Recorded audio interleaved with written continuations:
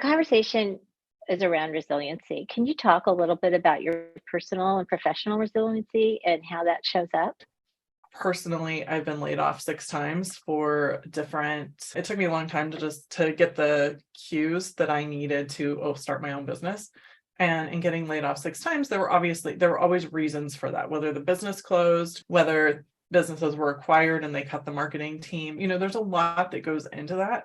But I think that while it's easy to be very frustrated, every single time I've taken it as when something ends, what's that opportunity to make the next thing better than where I was before? So once I finally decided to start my own business, all of that had ended. What do I want to create? What do I want to help others create?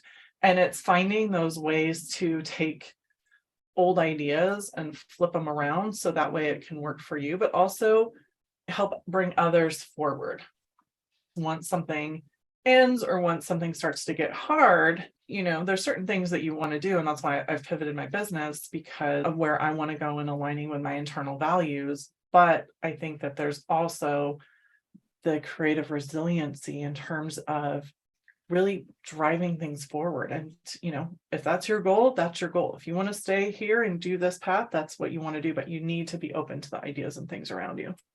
Can you tell a little bit about what that pivot looked like, what it was before and what it is now? When I decided to open an agency and do a small boutique agency, my very first client was a cannabis client. And I, of course, fell in love with the purpose, the plant. I was already familiar with the plant, but what we can do, the community that I was able to find, and just really striving to bring that forward. But I also had another side of my business that was more traditional. My background is in higher education marketing.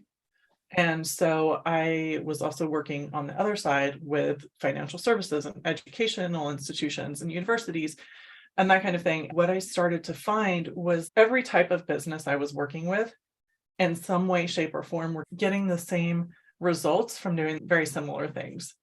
And so it just made sense this past year for me to combine them all and really focus on that thing, which is building your personal brand. For most of us, our businesses are representative of the people we want to work with and what we want to do. And whether you have a cannabis brand or a dispensary or a university or whatever it is you want to do, people still want to do business with people. They don't want to do business with businesses. So as soon as you put someone's face up there, you're going to get better results. And so that's where my focus on personal branding is coming from, because it's really building your brand to help get better results across the board.